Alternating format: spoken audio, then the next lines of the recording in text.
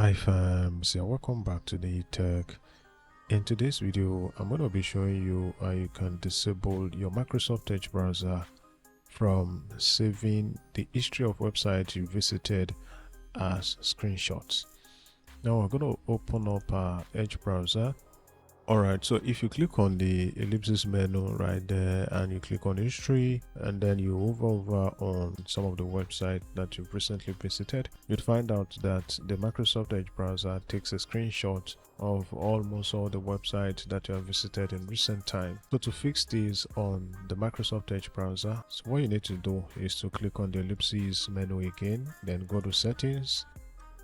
Then on the settings section, look to the left side of the screen and click on privacy, search and services, and search and connected experiences.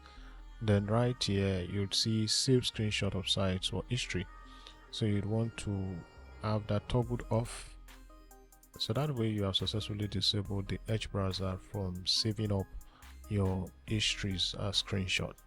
So there you have it. Thank you for watching. Kindly like and share, and also subscribe to my channel.